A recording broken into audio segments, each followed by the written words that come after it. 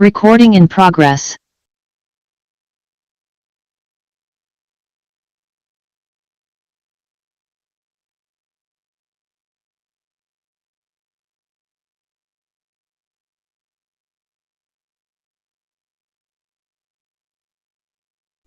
Councillor McKay.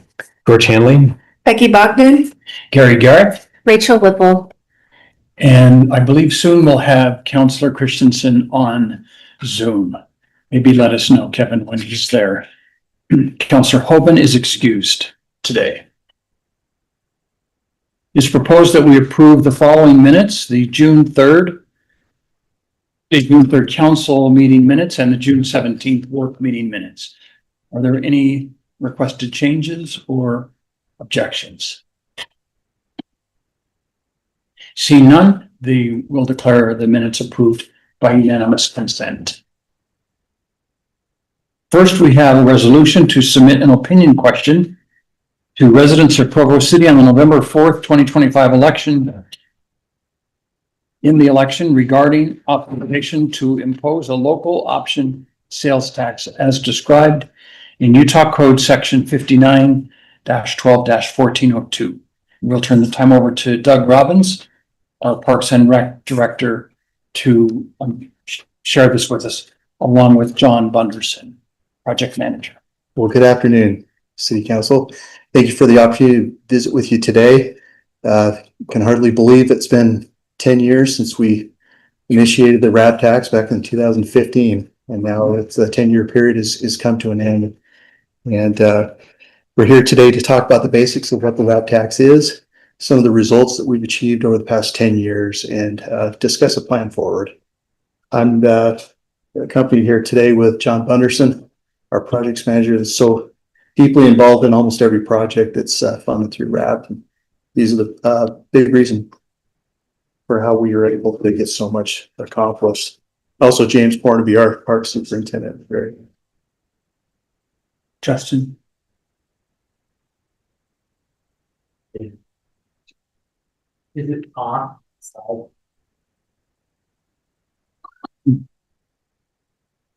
Been turning on this year. Yeah.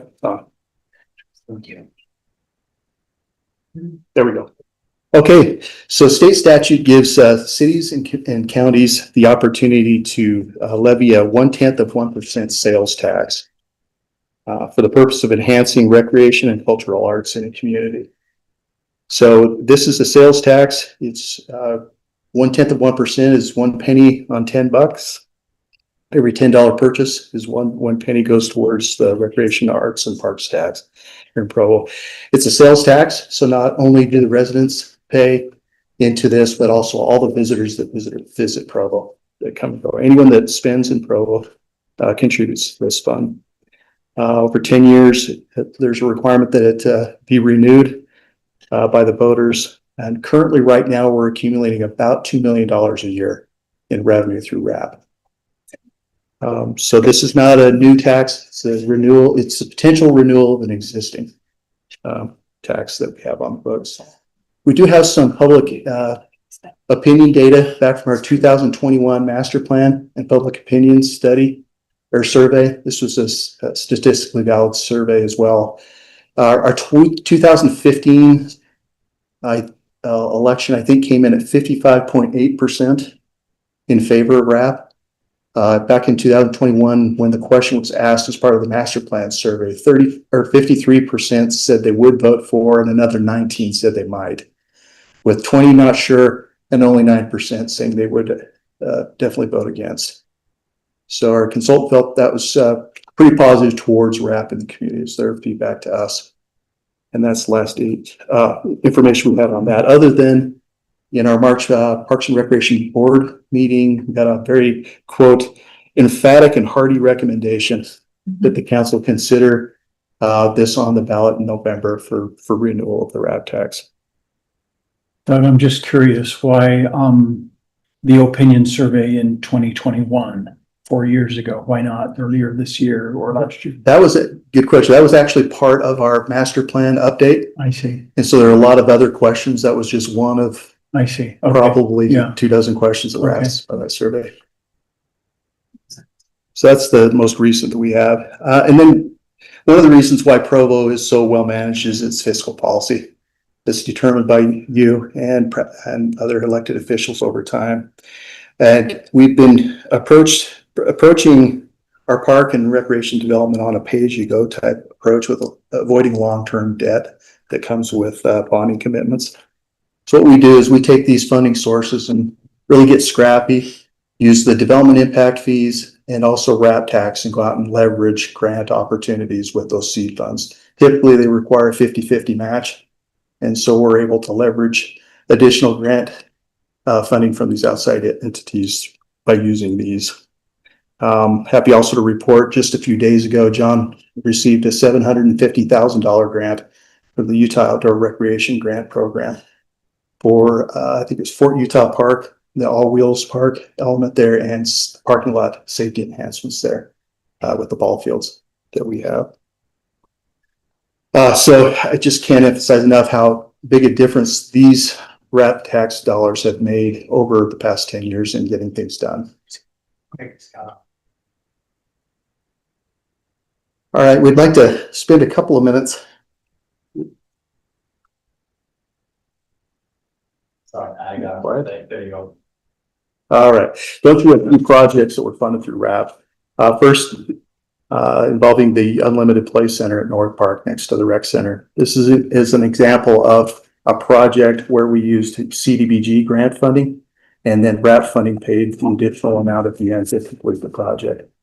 Every single project has a kind of a funding plan where funding comes in from different sources, and sometimes that determines which project is more feasible than the other, because some projects qualify for outside grant funding in certain circumstances better than others. So that's one that really did depend on CDBG grant funding and then RAP. And then John will continue discussing several more projects. Thanks for letting me brag about the great things happening here in Provo. As a resident and also an employee of Provo City, it's exciting to be engaged in all these great projects that we're going to talk about today. So in addition to the Unlimited Play Center, we have the Spring Creek Park. It was also partially funded by CDBG grant funds. Impact fees played a role, and RAP played a very small role, but it was what carried this project across the finish line. It brought needed outdoor recreation space to the Spring Creek neighborhood that was identified as underserved at that time, and fulfilling their levels of service needs there. One of the consistently indicated needs of Provo residents is increased access to recreational trails, open space, and the Provo River, and it is identified in our master plan as a high priority. With the help of RAP tax, 3.9 miles of the Provo River Trail has been improved, with additional trail sections on the horizon. Right in the center of the trail are crossroads of Columbia Lane up to University Parkway. Up to this point, about $2 million of RAP tax funds have contributed to over 11.5 million of improvements on the Provo River Trail. I have a question. 1S, 2S, 3S, is that first section, second section, 1 section? Yeah, in the plan, they were identified as section 1S, 2S. So that was just for the plans for the construction. Okay. So these here, that's just so the contractors can reference that when they're talking about their plan sections and billing and such. So we need wayfinding signs, so I know where 1S. I'm just kidding. So here's some examples of the improvements that Provo River Trail and some others have received. Widening the trail surface, improved asphalt materials, as well as lighting on the pathway and the tunnels, better visibility on curves, and increased safety at the intersections. There have been 9 trail-related projects in the last 9 years that have been funded with RAP tax, and more trail improvements than the previous 2 decades in Provo were done during that period. So in the last 10 years, we've had more upgrades than we did in the 20 years prior. Correct. Due to those funds. These funds enabled that opportunity. I think that's an important story to tell the citizens. It's a great thing. And there's more. So a new modern playground with shade structure was added to the Lakewood Park using some Utah County grant funds as well as some RAP tax funds. And this was a needed enhancement that brought in rubber surfacing. I'll just add all of these playground projects that have the bonded rubber surfacing, that is like a 10 times cost than the wood chips, but it lasts much longer and it keeps all of these playgrounds in compliance for safety for the children using the parks. This is a very loved playground. So that's Lakewood. The other old playground was replaced with sod and the irrigation system restored and some new components added there. Rotary Park had 3 projects occur there, with the first one being the court replacements, with the addition of tennis court replacements with new post-tension concrete rather than the asphalt that was falling apart, and the addition of 8 pickleball courts. The other 2 projects included a playground replacement and a swing set adjacent with shade sails on top, and a new high-capacity, year-round capable restroom, and new off-street parking over on the east side of the park. Can you remind me the location of this Rotary Park address? It's on Grandview next to, is it Grandview Elementary? Westridge. Oh, right. So this is by Westridge. Elementary school, yeah. At 1460 North. And those restrooms are open year round? They are. So they were built to handle the high capacity of the summer, but able to close down the men's and women's side and leave 2 family style restrooms open during the winter for the lower capacity of the season, but all of it is able to be opened if there's some event that comes up. So the pipes won't. Okay. Oh, and pickleball's year round now. So they'll come clean the court. So yeah. Oh, they'll come in and. I didn't know they cleaned the. They'll move the snow. Yeah. Are you hearing that, public? This is all good stuff to advertise. Are you looking at doing more year-round restrooms as we do upgrades in our parks? We have been, and I'll highlight some of them here following. Does that mean that it's just got heated pipes or? No, it's quite a bit more. So the old style restroom was something called a super secure that has ventilation through the walls, the upper part of the walls in the restroom, and makes it impossible to insulate the plumbing. So the new ones are enclosed with ventilation system that exhausts the restroom fumes, but allows a heating mechanism to keep that at an ambient temperature that freezing won't occur. As well as on the interior where the plumbing chase is, that's all insulated well and has heating mechanisms in there as well. Look at us coming to the 21st century. Good job. Yep. Yeah. But that style, I'll highlight those other projects, but Rock Canyon Park and Rock Canyon Trailhead also received that same style of capable facilities. I think that's good for the public to know that you can go and let your kids in when it's, some of our winter times are warm, cool, right? That you can still go play at the park and still let your kids use the restroom in the wintertime because they're still open. That's awesome. And as we've been the beneficiaries of the other structures that were replaced, we're planning for the future with these facilities. Maybe their capacity isn't fully needed right now, but they are able to handle increased capacity over time. So these are 40-year structures that we've built in these locations. I'm impressed. You had me at year-round restroom. Is that a line from a movie? I hope not. It's coming next spring. It's the love of Parks and Rec. So another one of the projects we wanted to highlight is the show at Fort Utah, where a Major League Baseball themed improvement for the Little League teams that benefit the boys and girls softball with an elevated field playing experience with new dugouts, scoreboards, walk-up music for the players has transformed the player experience for the youth of Provo. Year-round restrooms? They are coming. With the old restroom. the all-wheels park that's planned in the next fiscal year. Oh, so it's actually coming. If the RAP tax passes. That's right. There you go. Oh, hear that, West Side? If the RAP tax passes, we get Hall Wheels Park and year-round capable restrooms. And an all-wheels park means bike, scooter. You have to ramp. invite us back to get that information. Snap tax, and John will tell us what that means. I don't have a slide ready for it today. What's the problem? But I'm just gonna move on to another project to highlight is Riverview Park, where saw improvements of a new playground.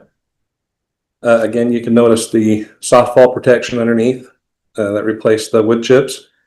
The asphalt pathway was replaced around the entire park. It's about a half mile of surfacing there. At the time of these improvements, we're cognizant of ADA requirements, and we make all identified ADA improvements at the time of that. So Riverview did receive those as well. The tennis courts, again, that were asphalt surfaced, were replaced with post-tension concrete, 2 new tennis courts, and an additional 4 pickleball courts added up there at Riverview Park. And Riverview is located at? 4800 North. It's just south of 4800 North.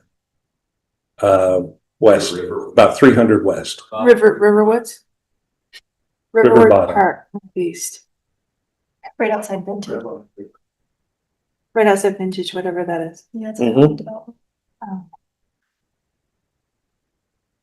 So we talked a little bit about the restroom improvement at Rock Canyon Park. You can see that in the center there, where there's 2 seasonal restrooms and 2 high capacity men's and women's because of the identified number of events that occur here year round, including the snow sports that are very popular here. There were 2 playgrounds replaced with 1 more centrally located playground with 3 different playground nodes that have 3 distinct play areas on the other side of the water tank from the restroom.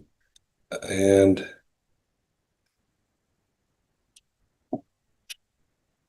yeah, the lower bowl parking lot was also resurfaced for the events that are coming in. That was all crumbling prior to the improvements here. But nice, great pathway to walk if you haven't been up there. Still looking good. Some more trail improvements to highlight. College Connector from the BYU fields there on University Parkway that are just west of University Avenue up to just past 2230 north past Cafe Rio. That was all resurfaced and or replaced as part of the improvements the last couple of years enabled by RAP tax. Additionally, the pathways at Mazer Park and Carterville Parks were replaced, including their outdoor basketball courts.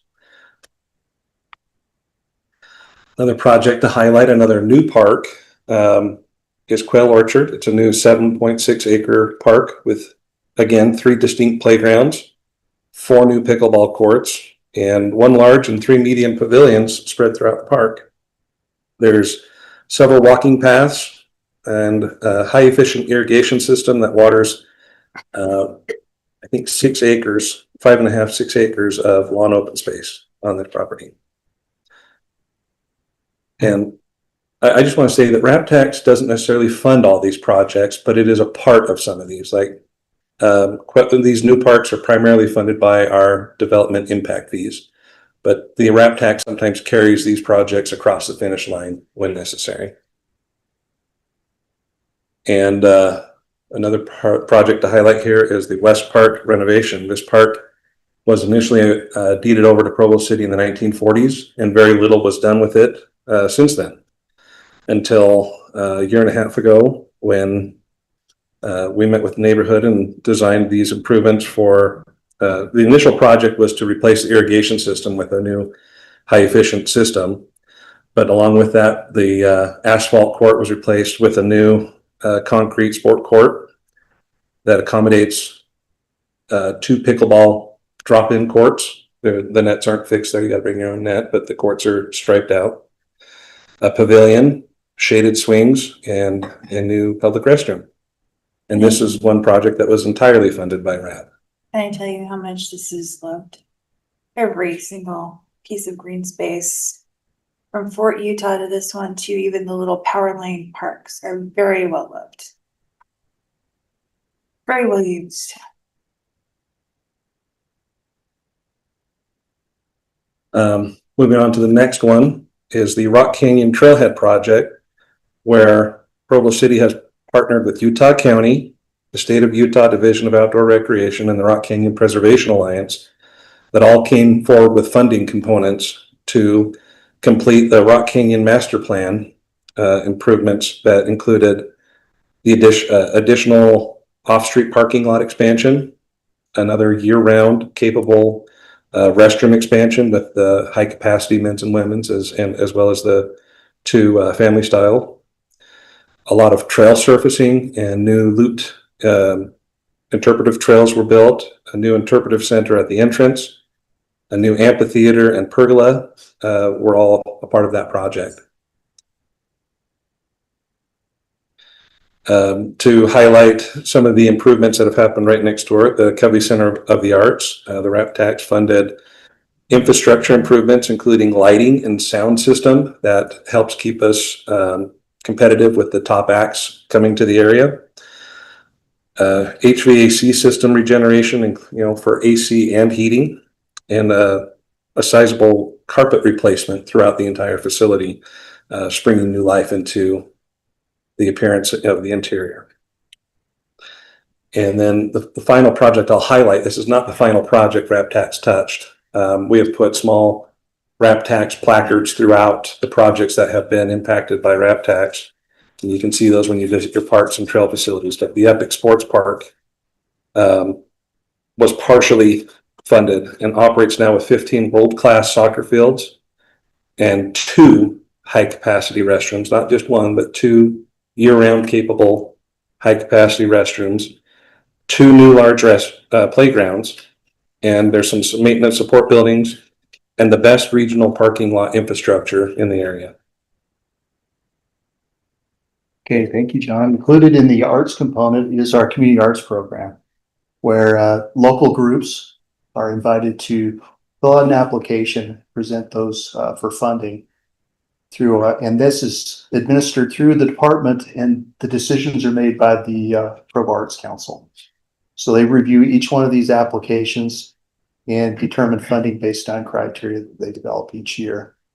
So this is, I think, the 6-year look back, but the Arts Council is active in that. To date, the amount for the Arts Grants program has been $25,000 per year, but it'd be, reasonable to take a look at that again and maybe increase that level of participation in this grants program too. Also been contacted by the library for potential funding for their art displays there each year at the library. But they're also they're a grant recipient from that program as well each year. Yes. So do you have a sense of what percentage of these funds have gone to parks and trails, and what percentage have gone to the Covey, and what percentage has gone to the other arts? Yes, we had in 2015, they put together kind of a percentage on each one of these. I think there were 4 categories, 4 or 5 categories, 5. And I can't remember exactly the percentages, but they were a pretty good guide. And I think it was 13% for arts. And so I think, Is that what it's actually ended up being? I think it If you do Covey very, plus the 25K? the arts together with the Covey and the grants program, I think was 13%. Is that right? So we were suggesting, as far as percentages, and we wanted to discuss that with you folks, of course. Yeah. But we're thinking of increasing that, to Okay. closer to more like. So right now we have like a big R, a little A, and a big P. One thing that former council really focused on after our master plan study and our public opinion survey came in, it was taking care of what we have. And this really became the opportunity at that time to take care of what we have. And so they did put a high priority on existing facility upgrades to make sure that our playgrounds don't get outdated and unsafe.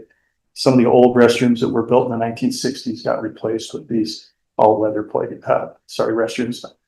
And we kind of got into the more contemporary architecture in what we've been able to do.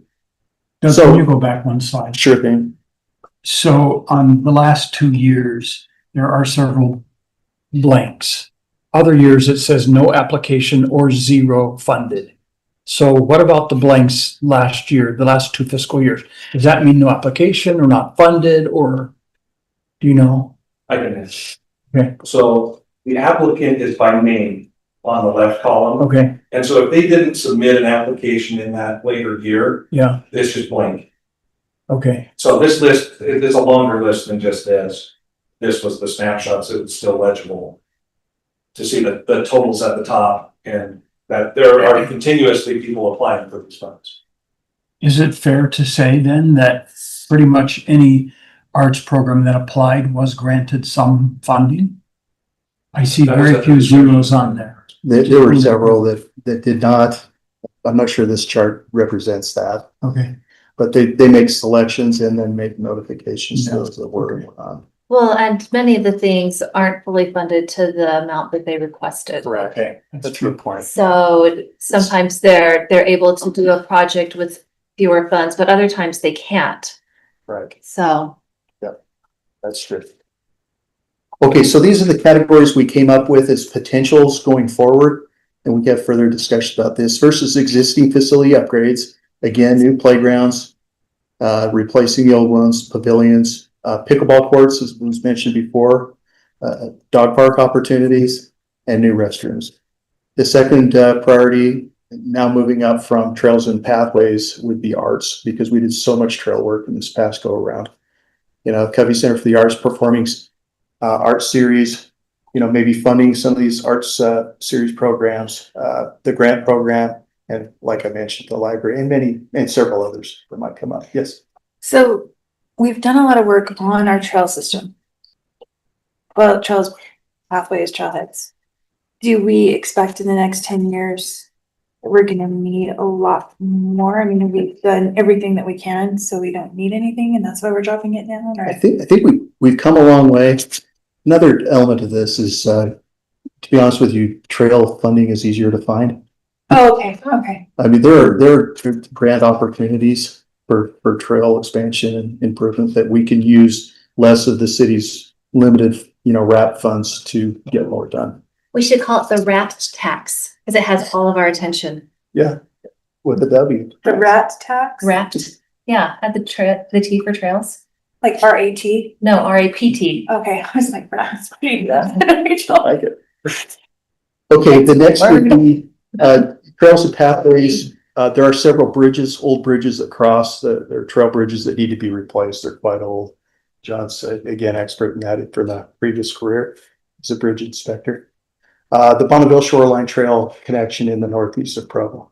We're very close working with the Forest Service, getting that established up on the foothills so it doesn't drop down the Paiute Circle and then travel up through the surface streets.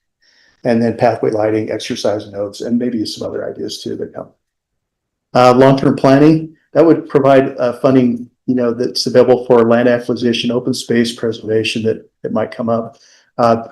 One visionary element in our master plan is a whitewater river recreation trail corridor. Utilizing Provo River for more recreational uses, kayaking and tubing, things like that. It's kind of an untapped resource that we have open to us going forward. And then, wetland preservation south of the golf course and other things like that. At the left. Sorry, could I ask a question about that? Yeah, so Timpanogos wetlands mean saying it's the land south of the golf course. Correct. Okay. Yeah, I believe there's there's over 100 acres of wetlands there that has conservation. And then we own. Yes. Oh. So it'd be nice to develop that, maybe Yeah. put some boardwalks out there, interpretive sites.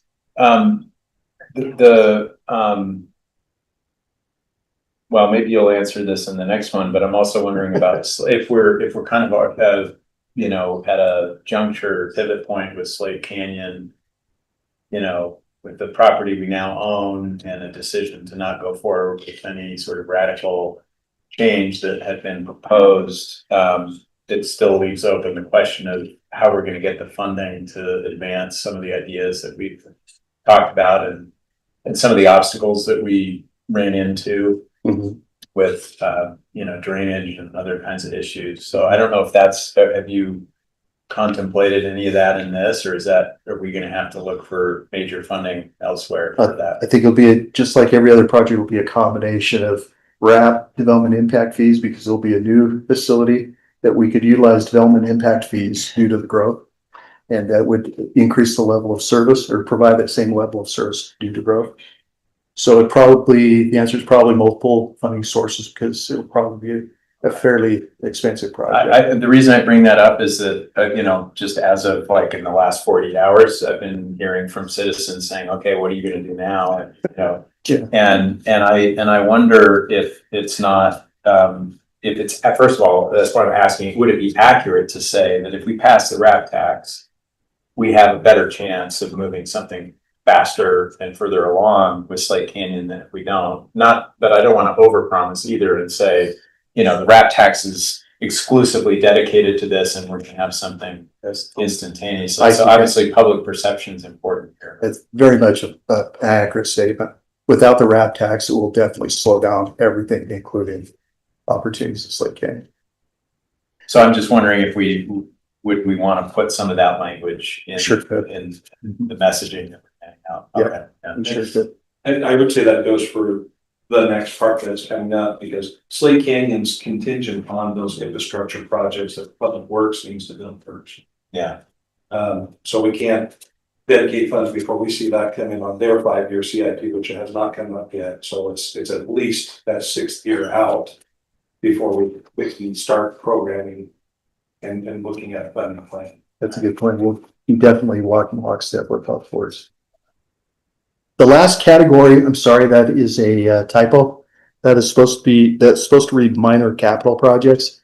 And it's the last one that would include pavilion and restroom, like roof repair or re-roofing of our structures, ADA improvements throughout that need those, some sustainability upgrades and efficiency improvements, some like wayfinding signage, capital projects that are a little bit more than what James probably has in his maintenance budget, but aren't large scale capital projects as we come to know them. So those are, you know, 5 categories that are somewhat similar to the ones that we had before that we can talk about going forward. Again, getting us over the finish line is what you're saying, right? Right. We can take some of those maintenance funds and then add some of the Sure. RAP tax funds and redo a roof on Yep. on an old style restroom instead of getting us one of those new cool year-round ones, right? Right. Just whatever works. And every project again has its own funding plan, and we develop those funding plans with our capital improvement plan each year, each spring.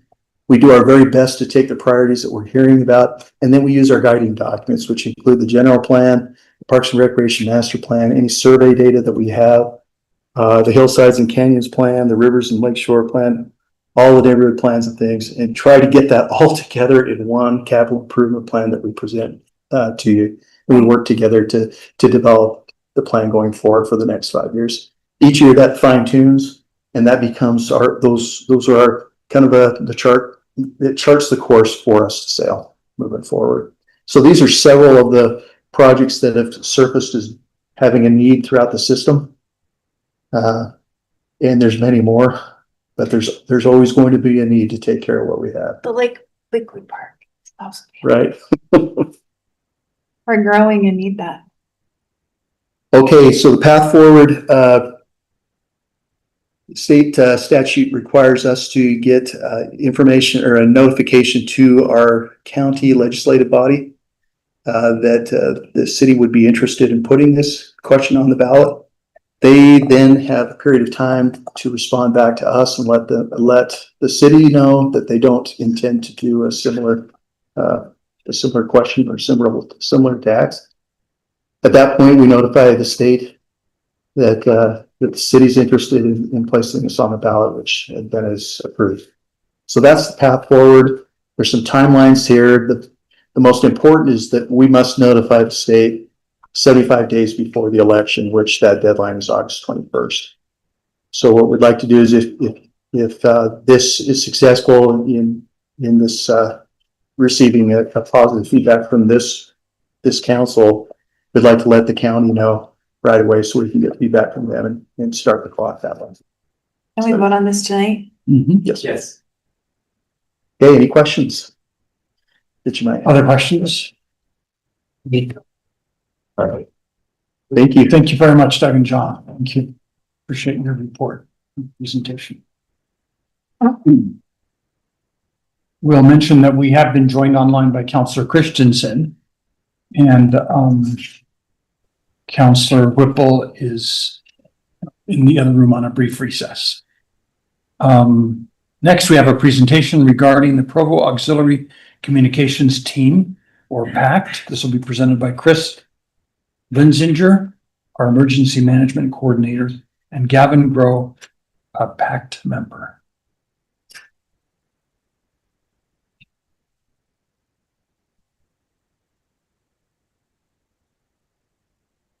Good afternoon, everyone. Thank you for this opportunity to talk to you today about our community outreach grassroots program, Provo Auxiliary Communications Team. I've got with me today Gavin Groh, who really helped get this all together. These are residents in our city who are volunteers who have been practicing. Gavin's going to describe kind of what the process looks like, where we're at with our leadership team and our membership, and what we see as our goals going forward. And I'll turn the time over to him. All right. I guess I should start out with, does everybody know what an amateur radio is? Ham radio? Okay, good. I see your head nodding. Amateur radio is one of those tools that's been tried and is a true tool when it comes to emergency communications. It also has a lot of hobby aspects as well, but when things are not going very well, catastrophes of a variety of sorts, whether it's mudslides to snow catastrophes, power outages, amateur radio is one of those communication tools that really helps to fix that. If we can, I get control over that, don't I? There we go. I know this is small, but I kind of want to give you an idea of what a PACT, or the Provo Auxiliary Communications team member, looks like. In Provo, we have hundreds. I would say it's well over 600 to 700 amateur radio operators. These operators have to take a test in order to get their license. It's a 10-year license.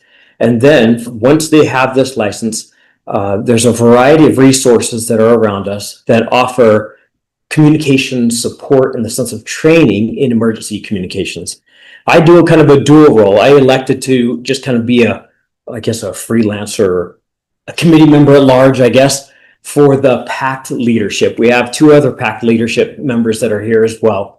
But I also am on the Sheriff's Department's volunteer emergency communications and support team.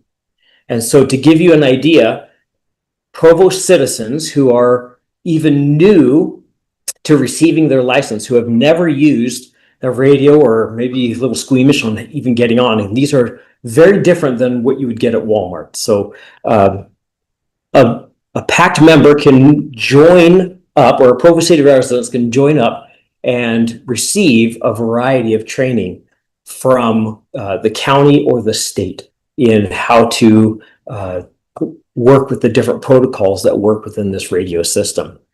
Some of the activities that they can do is we have ham radio obstacle courses that members can go and learn how to program radios and just learn the basics. We have classes that people can take and go get their licenses if they haven't received that license. Some of the activities that we help support, the Freedom Festival that just occurred. Some of those were PACT members that were out there alternating different intersections for when, I don't know if you heard, but there are a couple kids got their feet ran over by different vehicles. These are members who can call in, and they're organized in what's called a net, and they call into a central person, similar to law enforcement does, and they go through and they can communicate that up to law enforcement. In an emergency situations, our law enforcement and our fire department are going to be overran. Much like when you have electrical issues where people with power outages, solar is not quite there to help with those times when you're out. But the nice thing is amateur radio has been around for years and people know how to use them. And so when things go out, when the fire department, the police department needs support, that's when a PACT member can join in and use that communicating with our city's emergency operations center, which is up at the top. So in addition, the radio systems that have been set up around the county they rival our new P25 radio communications that our public's, the fire department and police department use. Provo, as you know, is already divided up into 5 different districts, and our plan, even though we are what, less than a year in with the PACT organization, we do have a leadership team. We probably have about 40 members so far. We are in the heavy recruiting stage. Our goal is to create what we'd call a spoke and hub system, where the hub would be our emergency communication systems right up here, and each of these districts would be able to, in a sense, deploy amateur radio people to get feet on the ground so that information of different needs around our city can be satisfied. And so you can see these even have our assigned frequencies that are already there. The future of PACT is to, and tell me if I'm off on this one, but is to support additional city events for different types of things. We do lost children, medical needs that come up. We participate, there's another group that participates down in Springville. They have it working with CERT down there. So there's a lot of opportunities to have radio operators to be extra eyes and extra ears around the city to be able to get information quickly back to fire department, police department to be able to respond. With that, is there anything else that you would like to add? The objective when we started this was to gather information from our neighborhoods and from the areas in the city. As he mentioned, we're largely outnumbered between police and fire and public safety functions. But if we can get information, needs, blocked roads, critical information, and you guys are doing weekly nets where we have members around the city who are checking in. That's that practice communications that we're doing. We had an amateur radio in our emergency operations center during the parade this year and was communicating with all the other folks that were putting it out right beside our incident commander who has that P25 system talking with all public safety, but that's a parallel and it's a force multiplier for those situations where we need that critical information coming from our community. So during the last Great Shakeout exercise, we actually incorporated that and had neighborhoods, radio operators in our neighborhoods calling up to the emergency operations center when we're taking reports. We do that for the statewide exercise. And typically it's been from our emergency operations center to the county emergency operations center. This year we had our PACT members calling in, checking in, and that's part of that practice of that communications. And if you can imagine how many of the people have, say, a camper or an RV, we've got about that many people who are ham radio operators, who have that capability. I'm not saying that because you have an RV, you're a radio operator, but if you think about how many RVs you see out there in the community, that's about how many we want to capture those folks. We've got a registration link on our new website under emergency management. I get a form submission with the person who has registered information they have. They get dialed into our weekly nets and our communications. You're not required to be a ham radio operator to be a part of PACT. We need people who can contribute with documentation, organizational things. So you don't have to be, the majority are going to be amateur radio operators, but not everyone is required to be. And that's what we're looking for, getting the word out for people that are interested. The people that do this are very good at it. Some are not so new, but we have several employees here in the city who are operators who are Provo residents. You might recognize Gavin. He did our videos for emergency communications that were being posted out on social media when we were doing our emergency management messages. But Rachel Breen is another operator who joins us, former councilman. They connected. We've got Paul Uri back here, who is a retired medical professional. And we've got all kinds of people who are want to be involved and contribute. And I think it's important that we are organized so that we can get this information in an orderly fashion, prioritize our response, and give information to the leadership of the city when we are in a large-scale emergency. Any questions? Yeah. So to be an operator, you have to be licensed. Yes. And then do you have access to who is licensed? So you know who to try to get into your PACT organization? So it's difficult information to pull, but yes, I can pull addresses, names and addresses. I wish I could pull faster communication, Right. of like an email address. So unfortunately, it's kind of a word of mouth thing, at this point. And did you say PACT is about a year old now? Yes. You already have 40 plus members. That's great. Yeah. So do we have more than one person in every single one of those council districts? At this point, I would say our plan is in what we call 1.0. 1.0 is we have everybody in all districts communicating straight to the EOC, the Emergency Operations Center. And there are members in those that are active members currently. The goal is because if you had 600 people, let's just say we had 100 people that were throughout all the districts, having 100 people communicate to the Emergency Operations Center would be just overwhelming. So our goal would be each district will eventually have their own hub and spokes, and then they'll have a representative of each of those 5. So you have 5 members or 5 people communicating to the EOC. I like that, but what I'm more concerned about is if we had a huge flood tomorrow and all of Provo was under a lot of water and we're all on top of our rooftops. Yeah. Do we have each one of the 32 neighborhoods covered? We do not have the 32 neighborhoods covered. I have a large map in the EOC and we've got a magnet for everyone that has registered. And I just finished working with our GIS, Stan Micsinski and Grace Teller in GIS, and they have a digital map, and it's a live feed of people that register and where they're at on the map. So we are working, we realize that we have to crawl before we can walk, before we can run. Right. And so getting that participation, that subscription, no one is obligated, and we don't want to look like stalkers when we knock on, hey, are you a meter operator? We don't want to look like that, but we do want to get that message out. We want to push that information out and give people the opportunity to register.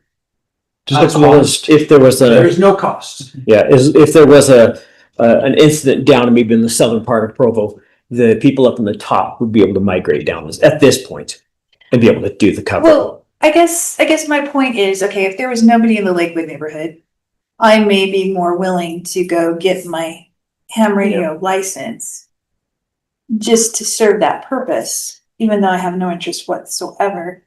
But if there was somebody there willing to do it, then that would mix my thing. And so with advertising that way, and I guess that's my point, is do we even have a goal to make sure that in an emergency situation, because I know that we have your program, Chris, and forgive me, I cannot remember what it's called, because I know there is a guy that lives, one of my neighbors was part of your emergency response teams for Lakewood.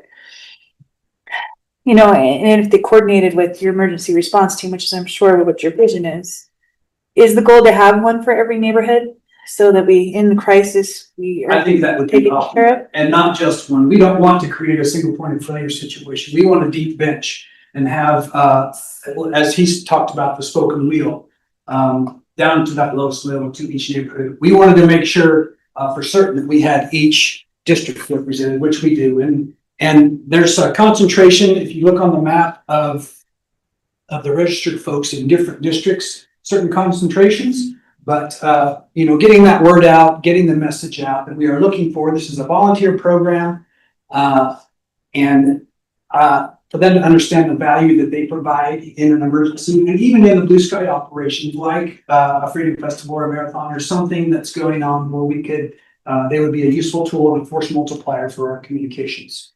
In addition, if you're interested, Chris can send out a link and you can put in your address and it'll pull up all the amateur radio people around you in big red dots. Please? It is fun. Okay. It looks like a teenage face. Please, I would be interested. Would anybody else be interested?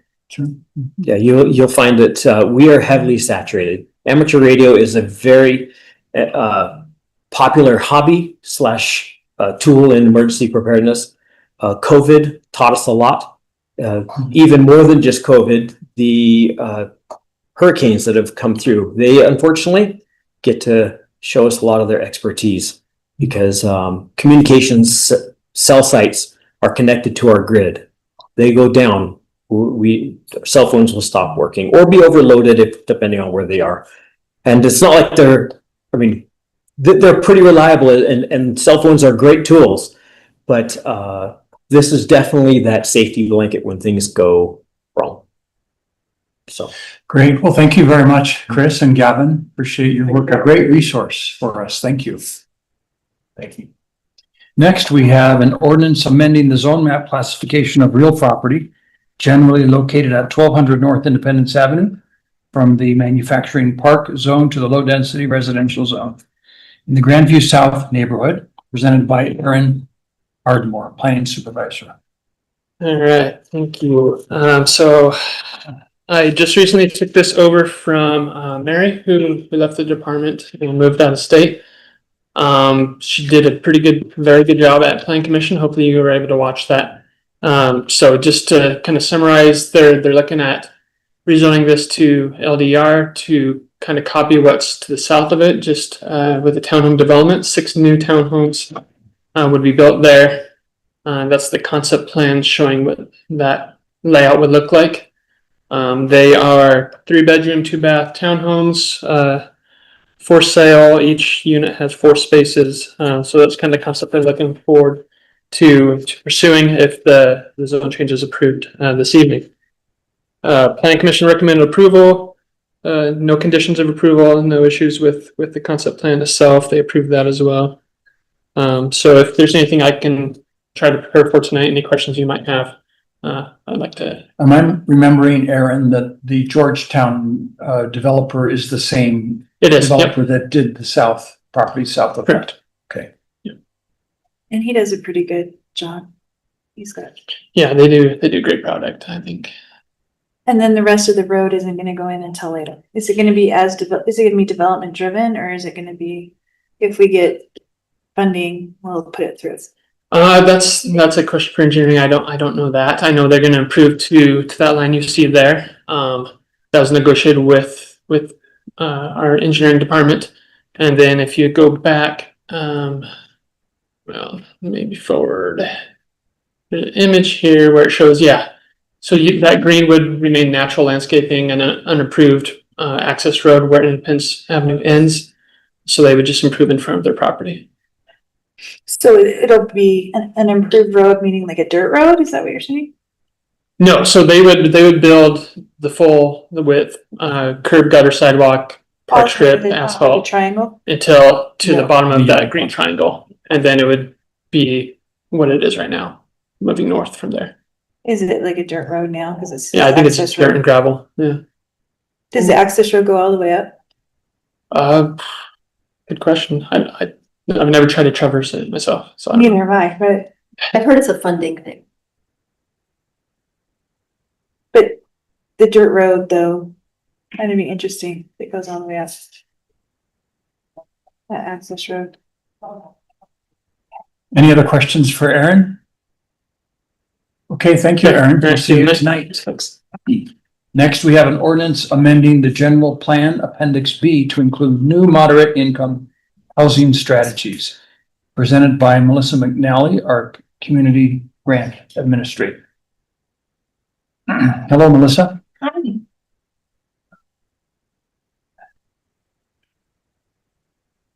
Good afternoon, everyone.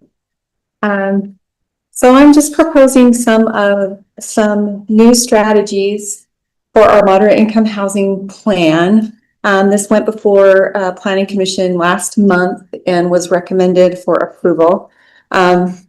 So in the implementation table, I've just updated some language on strategies that we're already working on just to reflect the current work that's being done. And then there's one that was removed that were not viable at the moment, and then just added some other things, other strategies that we are working on already. That's kind of an easy win to include in our moderate income housing plan. And just to recap the importance of keeping the strategies up to date, we are required by the state of Utah to have at least 5 strategies in order to be considered for funding that the funding pots that were considered for are for I think mostly transportation needs that we have in the city. So if we don't have at least 5 active that we're working on and are approved, then that funding is withheld. And then if we have 6 or more, we get priority consideration for that funding. So it is important, and we can go over this. Let's just go over some of the, did anyone have questions on the things that we've already been working on or any of that? So we can quickly go over some of the newer strategies we're implementing. And these all come out of the Utah State Code. And if the code reference is in the table, if you want to look those up. So first we have partnering with Community Land Trust. And that's something that we're already doing with Sarah Van Cleve. She's working with us to develop the workforce housing, and we are using RDA funds to make sure that happens. So something we're already working on, we can include, and that's easy enough to include. And then we have to implement mortgage assistance program for employees of the municipality, which kind of goes hand in hand with our community land trust. We do have our workforce housing that's going to be targeted directly to our first responders first. And then next on the list would be teachers that work in the Provo School District. So it'll be local employees. And then let's see, strategy P, let's see, what's the next one, is to demonstrate a set aside, which we are already doing with our RDA funds. It's a requirement with our new redevelopment areas. So we do have our set aside that is going to workforce housing. And then the last one, X, is create a housing and transit reinvestment zone. So the HTRZ, and that's something that we are working on currently. Will be in the next month or so, we'll be submitting an application with the state and get that process going for an HTRZ. So like I said, things that we're already working on, it's an easy win to get those strategies into our moderate income housing plan and make sure that we're in line with what the state is requiring of us. Do you have any questions for me? Appreciate your great work on this, Melissa. We're looking forward to considering the ordinance tonight. Thank you. Okay. All right. Thank you. Thanks, Melissa. Thank you. See you again tonight. Next, we have a presentation regarding the public hearing for the issuance of wastewater revenue bonds for the state of Utah, or a state of Utah loan. Presented by Jimmy McKnight, our Public Works Administration Division Director. Well, Hi, Jimmy. today we're just giving an introduction to a public hearing we intend to hold in 2 weeks on sewer financing. As an overview of our next phase of sewer treatment plant construction, we have 2 funding sources that we're using for those improvements. The first is a $7 million Water Quality Board grant / loan. $2.5 million of it is a grant, and $4.5 million we have to pay back. It's a very generous offer of 0.75%.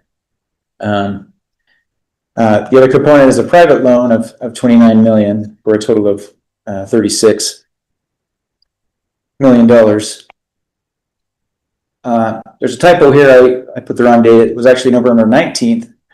The City Council held a public hearing and resolution for this up to $37 million of revenue bonds. That was to cover just any contingency of the 36 in case it ended up coming in higher. We did $29 million of private bond issuances in January. That was just for reference, was at 3.75% interest. And now we're here in July, and the state's ready to close on their $4.5 million loan. In order to do that, they've asked us to do a specific new public hearing just on their piece. So technically, for the bond requirements, we had a public hearing and resolution in November to cover up to 37 million, but the state wants us, before we close, to have another public hearing on their portion of the funding. So we wanted to come to you because the residents are receiving, or will be receiving before the meeting in 2 weeks. Every sewer customer has received a notice in the mail, or will be receiving one, that details the $4.5 million payback schedule and talks about the some of the improvements that are happening with the funding. So I'm here to tell you about the public hearing, but also to inform you about this letter that your residents are receiving, because you might be getting questions. I think Justin's already gotten some. We wanted you to know what it's about. It's because before we close on the state portion of the funding, they want us to have a separate public hearing for residents to give comment. So Jimmy, just a question of clarification, if you wouldn't mind, if the city was authorized to issue 37 million in revenue bonds and only issued 29, can't you still issue 8 million without another public hearing? How does that work? If we were going to get the funding from somewhere else, we could, but because we're getting it from the state, they want us, they have specific requirement that we hold a separate public hearing for their portion of the money. Okay. So in 2 weeks, we won't be asking you to take any action, just to hear public comment, since the action was taken. Okay. It still needs to happen for the state to close on our loan, so. So we don't have to take a vote, not even a vote to approve it. No. We just listen to public comment. If there's no public comment, then we just move on. Then we'll move on with the state to a closing. Thank you. That's all I have. Okay. Any questions for Jimmy? All right. Thanks, Jimmy.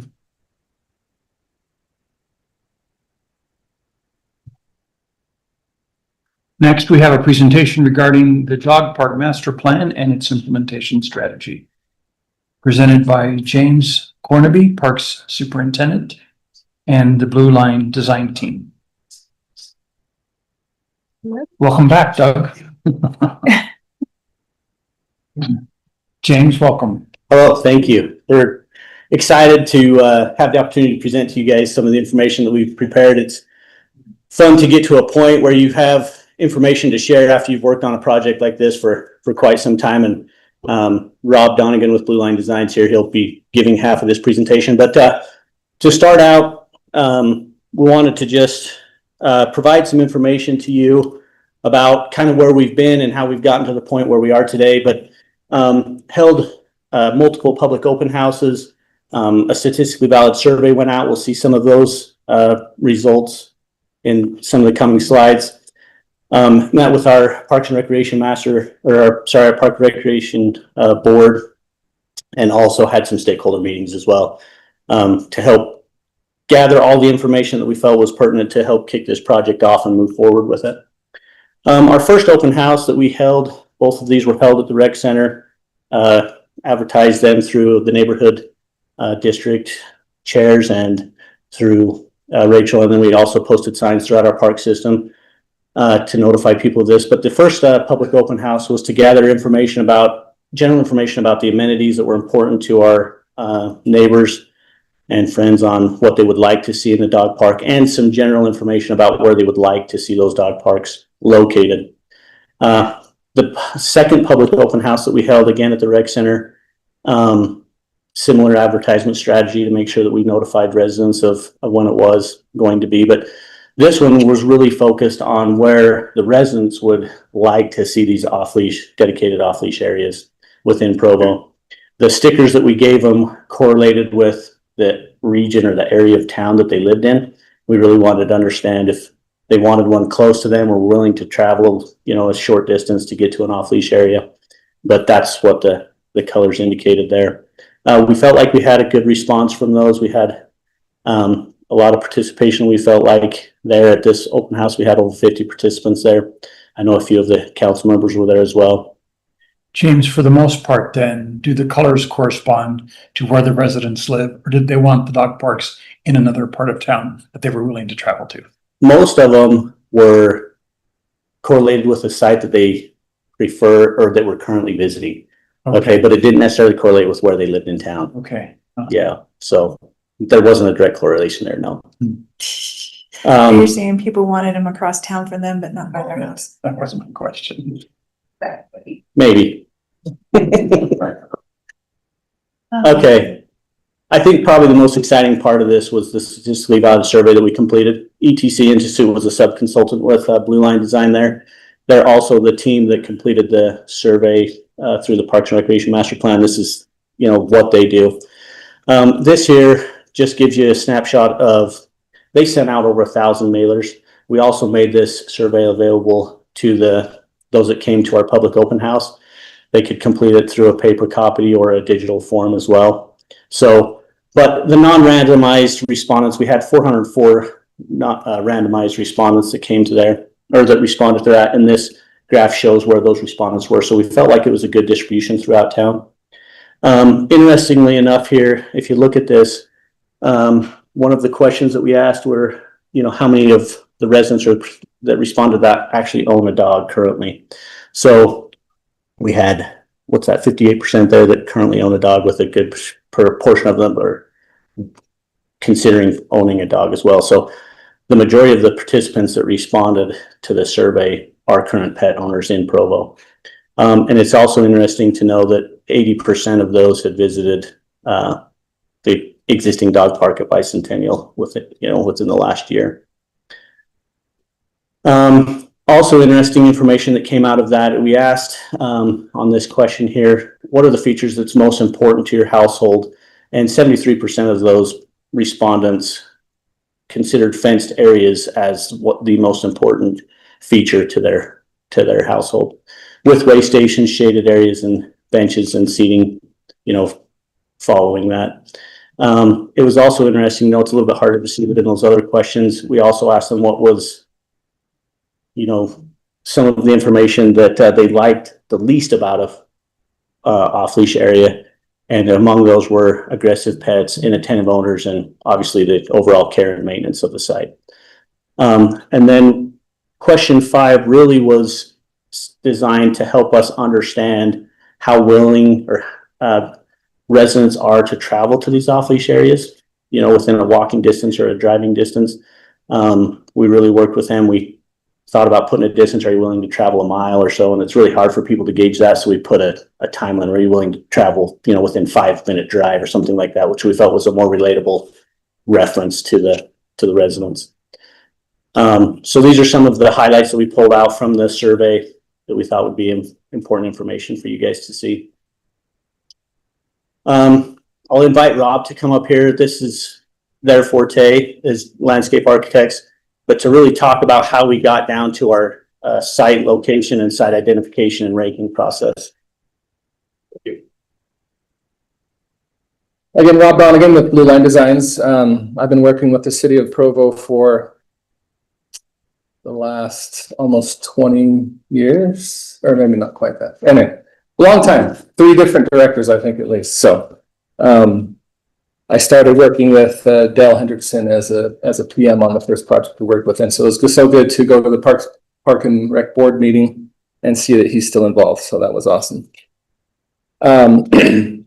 Yeah, so as James mentioned, obviously we went through this whole process, got input from different vehicles, different methods, and then got down to the nitty-gritty of actually where are these sites going to actually occur. And so we got the information from all those different methods that we talked about, and then created basically a ranking criteria, and gave each site a weighted score on different criteria. We'll look at that in a second, more detail of that. And then we obviously took that to the Parks and Rec Board to get their input and direction as well. Then we'll talk about, once those sites were selected, the conceptual designs for each of those. Oh, I went backwards. Okay, so here's the chart I was talking about, and the different criteria that we gave scores for. Proximity, buffering, whether the parcel is owned by the city or not owned by the city, adequate space, environmental sensitivity, maintenance costs, public input, etc. And so with all of those, all the sites that were identified on the map of being possible, we ranked each of those, and then on the right side of the screen here, you see the results that we came up with. Obviously on the top in the green are the top ranked sites. And so those are the ones when we actually started to select the actual sites we're going to talk about. Those are the ones that we selected from. And so you can see what they are there. But all those are city-owned properties except for, well, you can correct me if I'm wrong, James, but the raw property is not city-owned. No. Yeah, but that'll come into play here in a second. So going to the next step there. As we start to look at site selection, then even the criteria of design and planning for each of these spaces, what was important to us. And then this was also, again, informed by the surveys and the public input that we got. So surfacing is a huge, probably, I would say surfacing probably is one of the biggest discussions that you run across, especially as you're talking about, parks, apartments and maintenance and sustainability of these parks or the dog parks. So sustainability of the surfacing was critical. Obviously providing sufficient space to play and run, meeting the needs of the owners and the dogs. And then, like James mentioned from the survey, that fenced areas were very important coming out of the survey. I have a question. Yes. Where exactly is the raw property? James could probably describe it to you. We'll look at a Right at the bridge, right, on It's, 800. yeah, right at 820 North, right at the bridge and the Provo River. There's a parcel of land There's a there. building there, just over the bridge heading west. And that's the like Rob mentioned, we've been working with Tara Riddle, the property coordinator on this parcel. We identified that, and she's in negotiations with them right now. So I didn't want to present that unless she felt confident that we could move forward with that. So that's why it's. So is this the building with the disabled, where the disabled kids meet? Yeah. So are they gonna move the disabled kids? Since COVID, they've really had a decline, I guess, in their participation and in the programs that they've been running. So their usage really doesn't meet the needs that they have there. And so we've approached them about potentially, taking this property back. Years ago, the city maintained that green space there and we turned it over to them, I don't know, probably 10 or 15 years ago, maybe not quite that long, probably about 10 years ago. We turned it back over to them. So that's why we approached them. It was one of the sites that we were kind of looking for in the heart of Provo. It's really hard to find anything really, right? And so that was where that kind of idea generated from. And That's right on the trail. Right on the Provo Trail. Close. Yeah. They're almost through the street, basically. Yeah. Exchange Park ends at that kind of half cul-de-sac thing. Yeah. The Rob picks right up. Yep. Well, we have, when we were looking at the map, there's the raw building and there's Provo City owned property and then there's Exchange Park. Yeah. So, I mean, what is the buffer space that's Provo City owned that's not Exchange Park, is that grass, or I mean, what are we looking at there? There's a map here that I think probably would explain it a little better. We'll look at it in just a sec. Okay. But yeah, let's bring it up when we get to it. Further, as we look, before we actually started designing these specific sites, just establishing some design guidelines of important things that we want to consider for each of the properties. And again, I won't go through all of these, but perimeter fencing obviously is on the top. As we talk about the fencing and access into these sites, having a double gated systems. Again, if you're familiar with dog parks and have a dog yourself, that's to help control ingress and egress of the dogs into the park itself, that you don't get a lot of loose runaway dogs. Pet pickup stations, trash receptacles, water in different fashions, whether to play in, drink in, wash in. Shade is a huge one. Trees, open areas, seating opportunities. We do have agility features on there for, training purposes.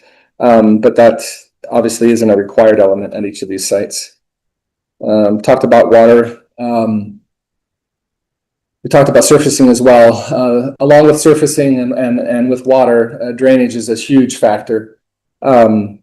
Just for the sustainability of each of these sites. So that needs to be considered as the final design for each of these is done. Again, restroom, parking, other key things, and surfacing we already talked about.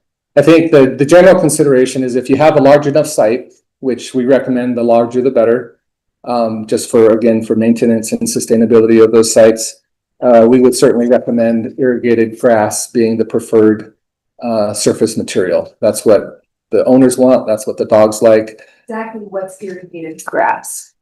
So irrigated bluegrass. Sprinkler grass. Yeah. With sprinkler heads? With sprinkler heads, yes. So how do we keep this from being damaged from dogs running over them? You make it large enough. Well, we'll get into some of those details. But again, if the area is not large enough, then we do recommend looking at alternative surfacing, whether that's synthetic turf, wood mulch, natural areas as well. We have a design that is in more of a natural area. So again, we'll look at some of these variations as we look at each of the individual sites. So then here's the map from that highlighted green list of the top 10. We ended up with these sites. So just to orient you, and I'm going to come over here if that's okay. Basically, the blue circles are existing sites, and those vary from being obviously forest access, sites to your existing Bicentennial Dog Park, and then to the existing Orem Dog Park at the north, obviously beyond your city limits there. So those are all existing, and then the green dashed lines represent a service radius for the proposed sites that we're talking about. So the raw property, as you can see right there in the middle, is one that we've already mentioned. We have, I should have stayed over there. We have in the kind of more northern eastern, a rock canyon. We're going to revisit Bicentennial as that park is expanded. Then on the very west side, you're familiar obviously with the Provo River Delta Gateway Park that just had the grand opening. There's a site right off of Lakeview Parkway over there. And then at the very south end of town, along the loop highway there, is a city-owned property that's actually a decent sized property that would have a regional facility down there. What exactly is the address for that? The regional facility? No, the proposed dog park down on the south of the parkway. I don't know what the address would be. It's But just off of 1100 West. Okay. But it's on the west side of Lakeview Parkway. south side. South side of Sorry, Lake. South side of, south side of Lakeview Parkway at 1100 West. So these sites are kind of, from very small, like the raw property, to again, more of a regional facility, the one south of Lakeview Parkway. And so with those, design guidelines in mind, and with that site criteria map that we just looked at, this is the raw property that we were talking about. So 820, north is along the left side of the property there. There is an existing parking lot there. There's an existing pavilion there. So really kind of a low hanging fruit as far as you could get in there immediately, provide some fencing, do the minimal improvements, and immediately have a dog park. Yes, go ahead. Isn't there there's a building that, Correct. Yeah. would that be leveled or that? No, this just takes the existing open space. Oh. Yeah, And- it was just off the left of the parking lot. Okay, so you're not looking to buy the building, you're just, No, okay. we're currently. Okay. Essentially taking the existing open space there that's really already improved and just fencing it in, adding some amenities and making it into a dog park. Because it is small though, as you can see, it's labeled, and my eyes can't read there. So the lawn area, like it says, is 0.66 acres. Total area is 0.76 acres, so it's less than an acre. Is that the trail up there, the white? Right. The north? Yeah. It's the Provo River Trail. Yeah, so this is the Provo River off, kind of the dark area here, and then the Provo River Trail is the white band. And then down on the bottom there, that gray area, that's the road? Yeah. And you're, Well, sorry. you can't really see the road down here. Oops. There's an existing street, yes, just on the bottom of the image. Yeah. And you're suggesting this would be the quickest, least expensive? Yeah, very, very low cost, to implement. And, you know, as long as land agreements happen, very easy to implement. Is the pavilion inside the dog park or outside the dog park? Inside. Again, currently it's not fenced. The design is to fence it within the dog park, yes. And then there's water and Yeah, so we would propose having not water to play in, but have a drinking fountain there for the dogs and humans as well. And again, just the typical amenities, the benches. Because it's so small, we didn't do, typically we would like to have a loop path, you know, because owners like to, you know, walk around like they do at parks. Because it's so small, we didn't want to do a full loop path here and take away from the open space that the dogs can use. But it does have a circulation pathway that goes from the pavilion to the north end. And you'd have an entry, a double gated entry from the parking lot side, from the pavilion side, and then also at the north end, accessing from the Provo River Trail as well. Yes. Are the current owners aware that we're considering it for a dog park? Yes. Okay. a couple questions. What is their intention for the future use of the building? We're not 100% sure. Tara's exploring that. I think there's some other future needs from a public works perspective. You know, the bridge is being replaced this current fiscal year. So we would own that building. I think they're considering that as well, yes. I think it's important to note also with these designs that Rob's going through, they're conceptual designs, right? These aren't set in stone. When we get down to the, you know, the nitty gritty of this, we'll hold a public open house and really get the amenities, you know, situated correctly and get those really redefined, you know, defined more clearly. Right. Those green circles with the dots, what are those? Those represent trees. Are they gonna be thick enough that you're not gonna get a dog growling and attacking the fence as another one is leashed walking along the trail? Or as people are walking or biking or tapping the fence or jumping on the fence or trying to jump over? There'd be some buffer element there, yes. Yes. With your experience, are dog parks often around homes, residential homes? My experience is that they're not, but my experience is in other states. But Yeah, certainly. There are quite a few, you know, neighborhood or community dog parks that occur within residential neighborhoods, yes. Which, again, it goes back to, I think, the discussion that was alluded to before is, you know, the map, you know, the color dots where people put the dot not within their own region or neighborhood is outside. So,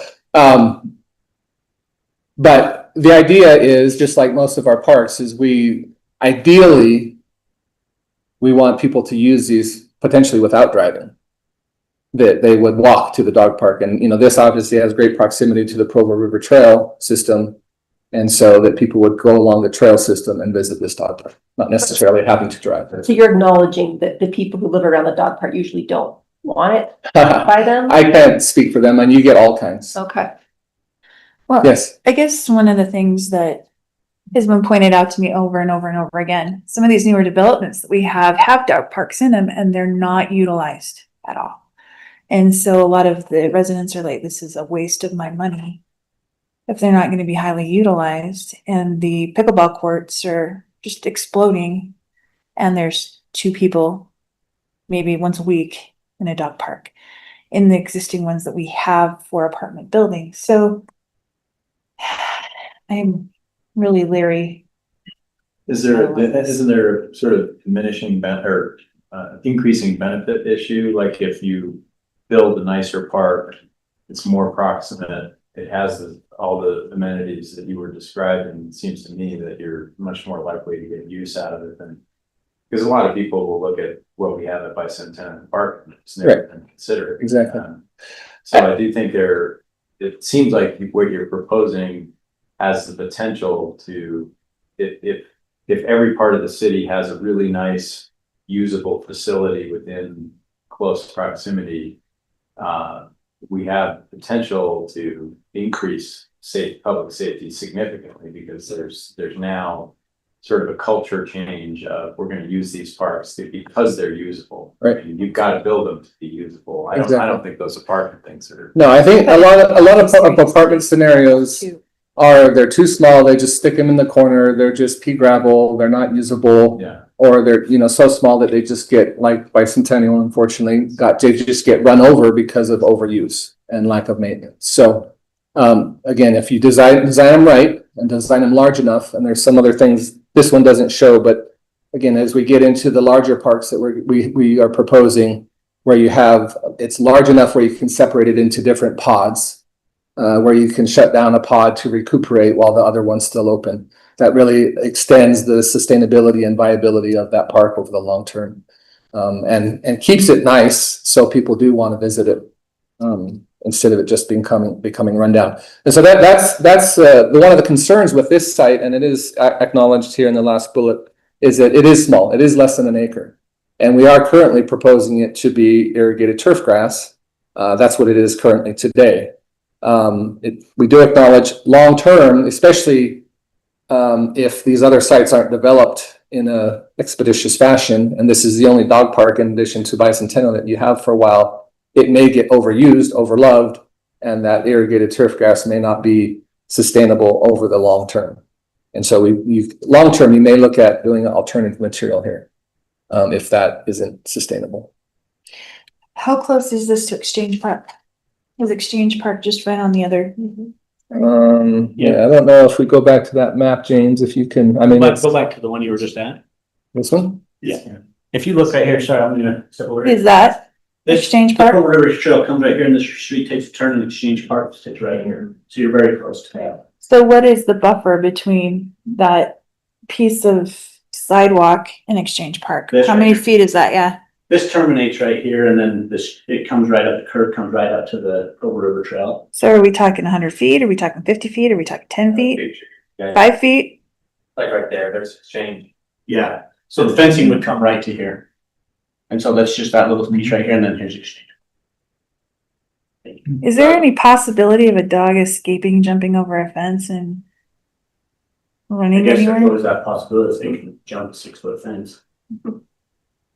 There is always that possibility. I think it's highly unlikely.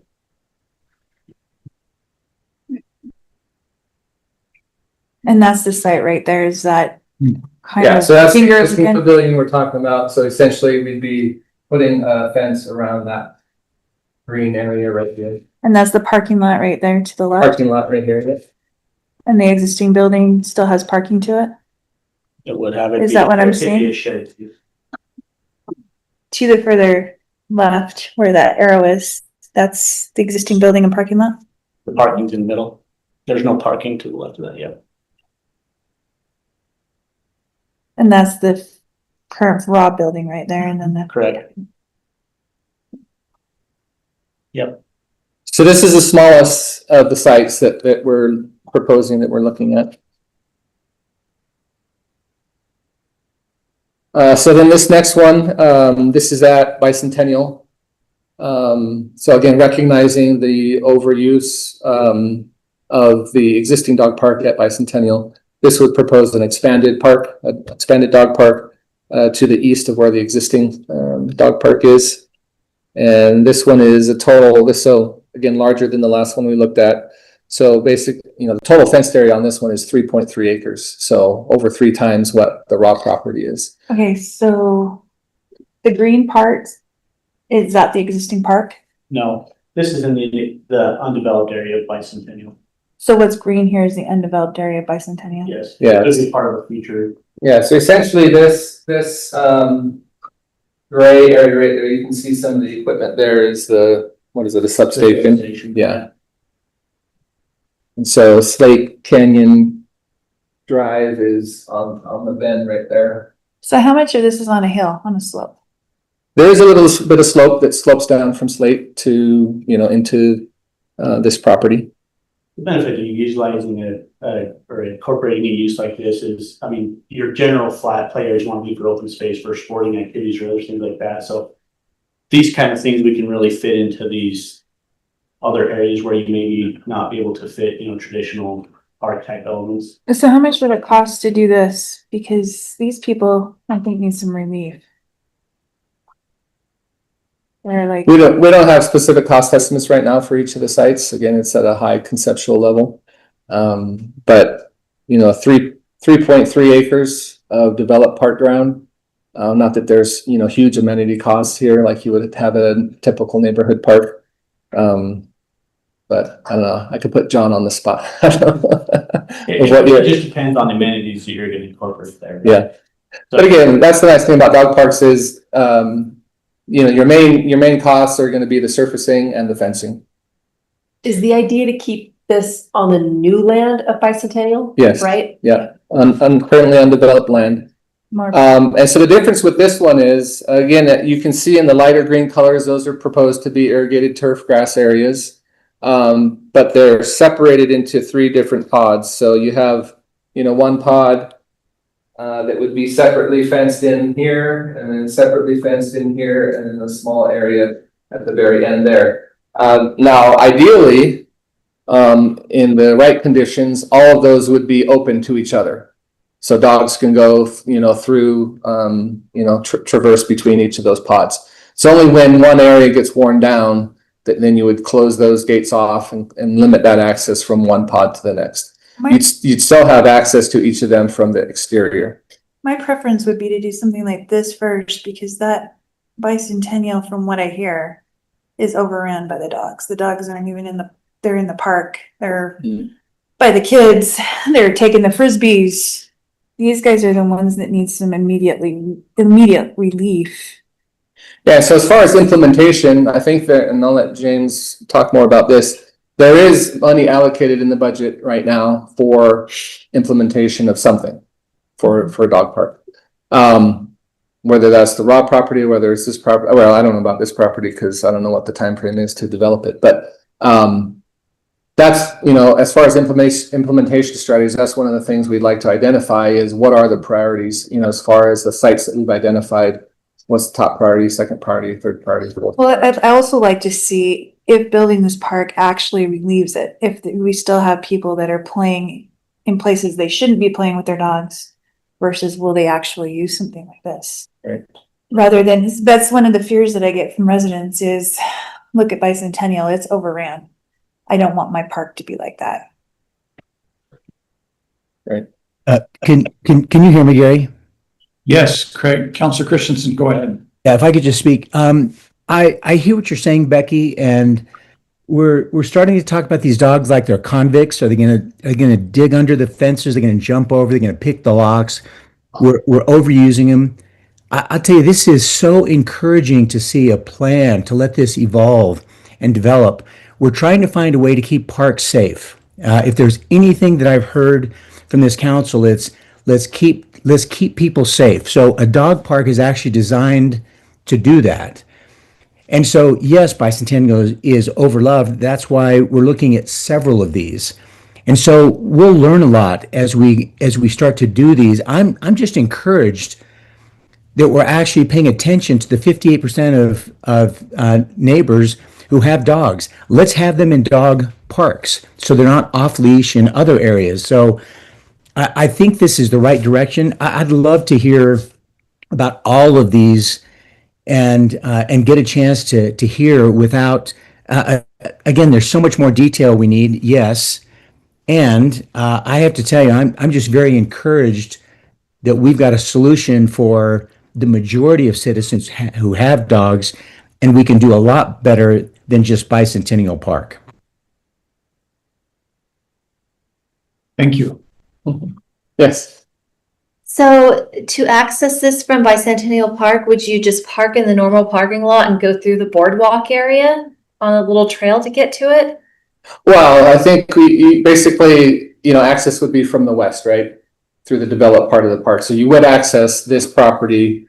I think the main access would be from the same area that you access the park now. So you'd be going through the existing park to get to this. But we wouldn't affect the wetland or the boardwalk area? There's opportunity to come from the west, and we're looking at additional parking on the east.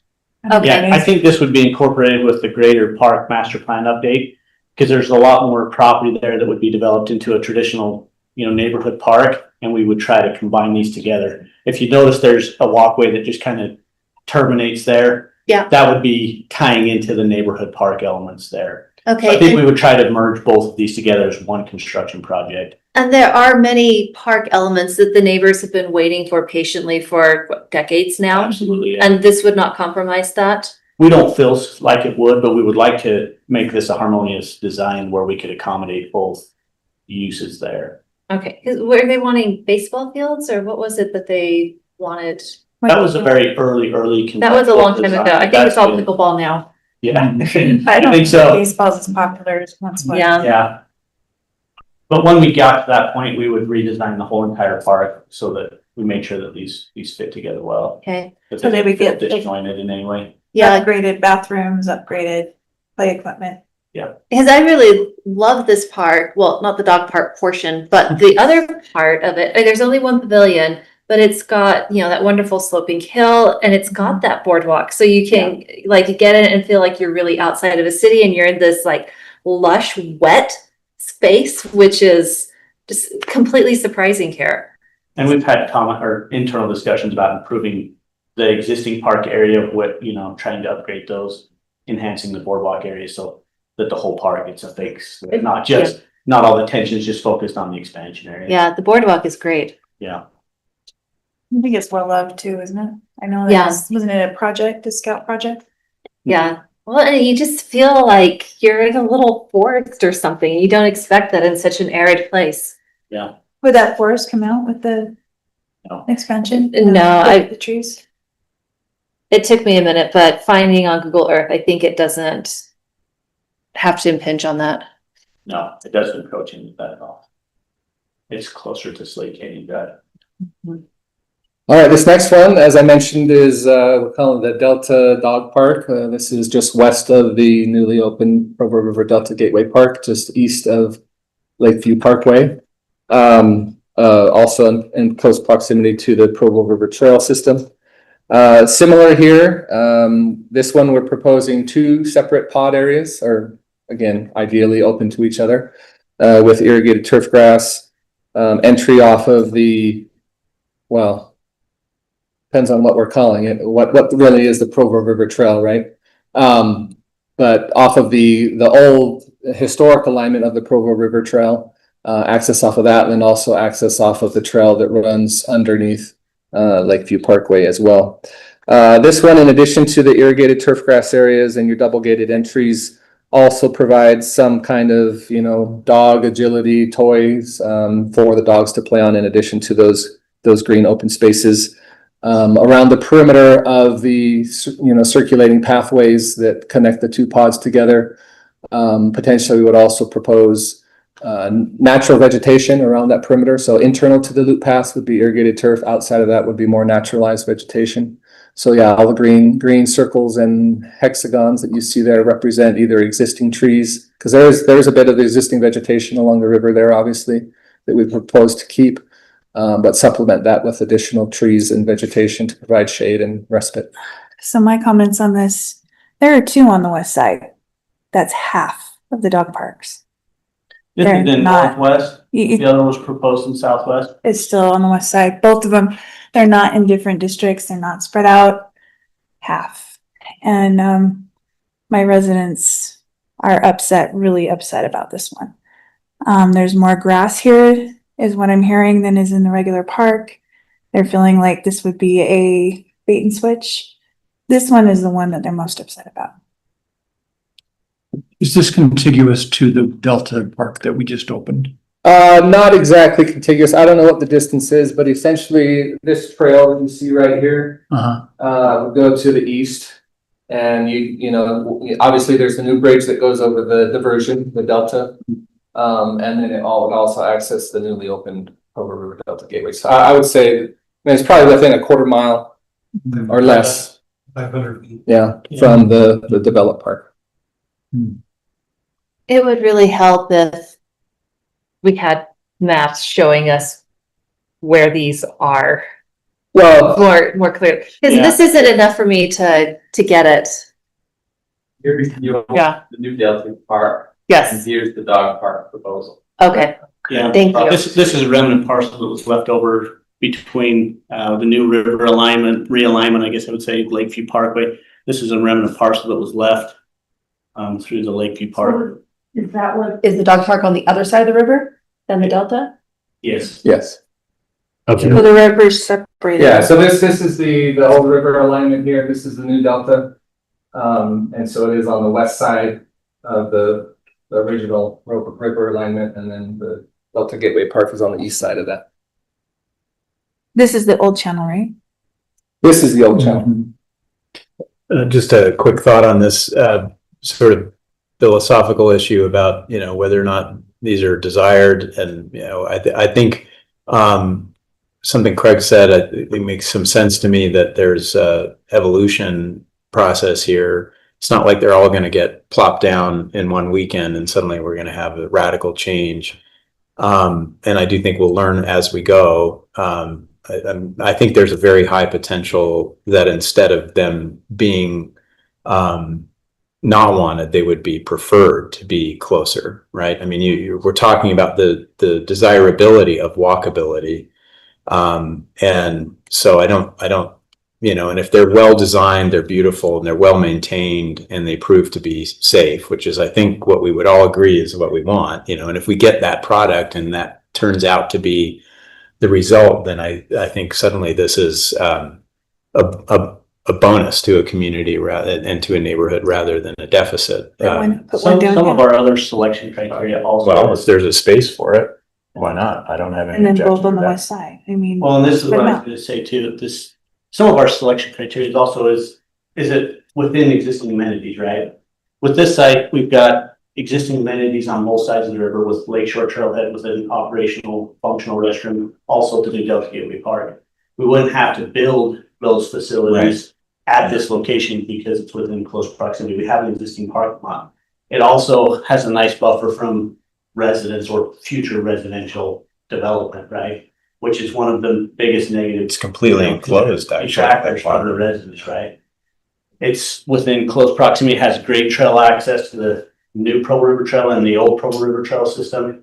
So you're walking along the Provo River Trail or jogging, whatever, you can stop in here, let your, you know, pet play freely and then leash back up and head back home or whatever. So a lot of our selection criteria was based off of that. You know, if there's existing amenities supporting there within that reasonable buffer distance of an existing residence or future residential development, which is. Well, I think that criteria makes sense. Yeah, I really appreciate, I know you're not quite done, but the survey and the care and the criteria that you've imposed, I think is exceptional. I was thinking as you were presenting that earlier portion, I was like, it'd be awesome to do a lot of our decision making that way with really great data, randomized surveys that we know we're not just getting the self-selected voices and putting in the different criteria really, I think helps, you know, hopefully reassure people that these are not, you know, decisions or preferences that are being made based on biases or you know, less affection for certain parts of town or what have you. I know that's always going to be an issue and a perception, but I think you've done an exceptional job of prepping the whole grounds here so that we're able to move forward. I'm not saying, you know, what you're proposing is what we're deciding. I'm just saying, I think we've got a lot. I'm just expressing my confidence that whatever we decide, we've got a lot of data and a lot of good, responsible criteria applied here that I think really make a lot of sense.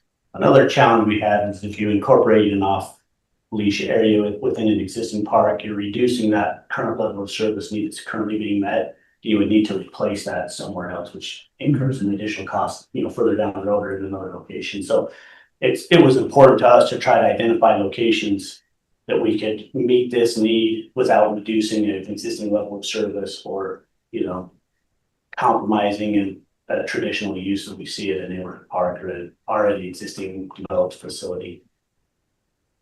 Well, I think too, though, the west side, we have all the ballparks, right?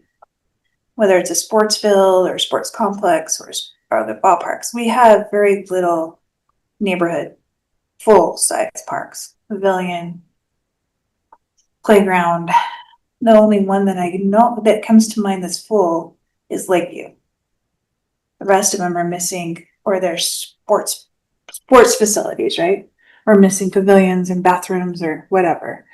And so to dump two of them on the west side to make us the ball field parks and the dog parks, that does send a message. James, I think you've got a couple more to show us. Yeah, We sorry. probably need to wrap up in about 10 minutes. Yeah, two more. So this one's a little bit different. This is at Rock Canyon, so again, a different area of the city. And just due to the nature of the site, actually, as we were going through the open houses, a lot of people had talked about Rock Canyon being a great location. But obviously, you know, there's a conflict there with existing uses, and like Jane mentioned, the level of service concerns there. But this, different than the other sites that we've looked at previously, does not propose any irrigated turf grass.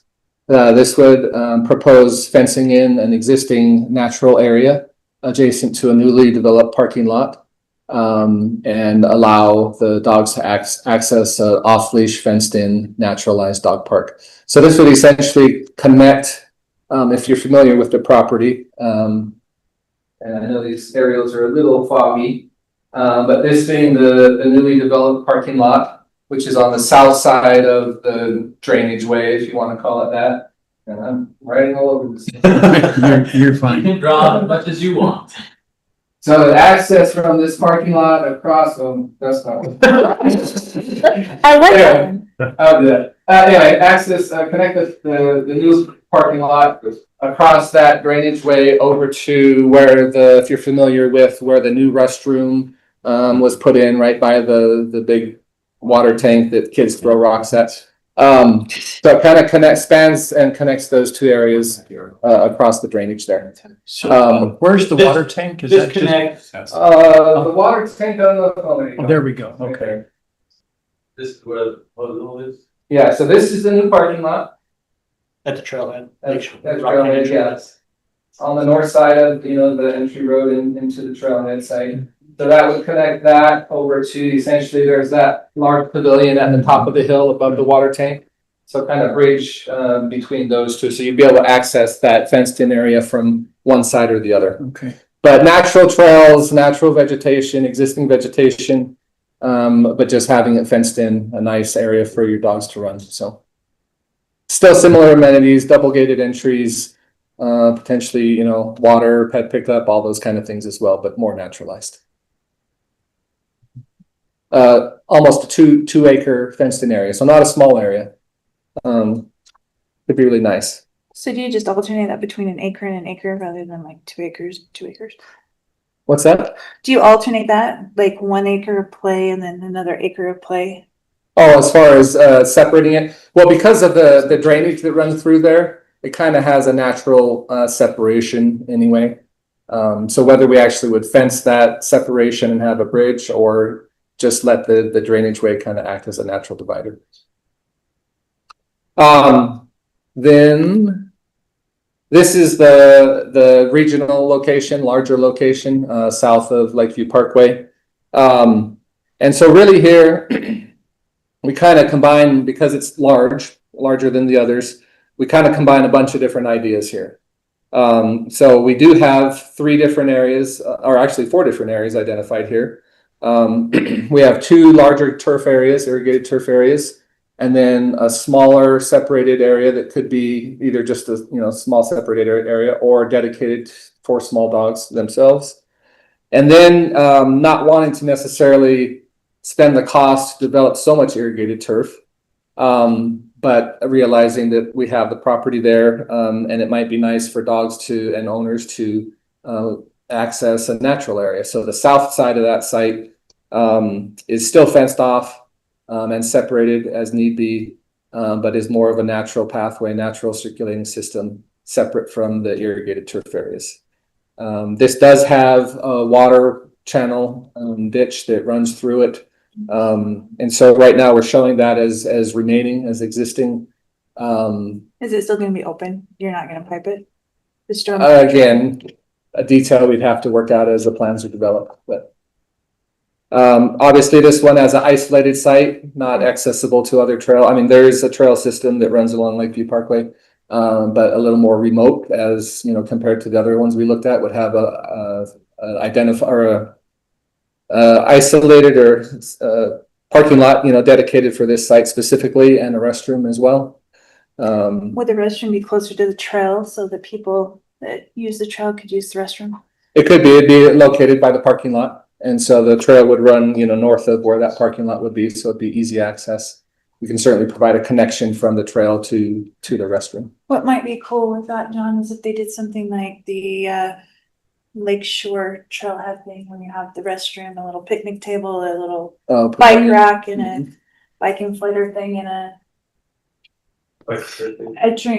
drink place, and then have this part further to the south, you know, so it's buffered from.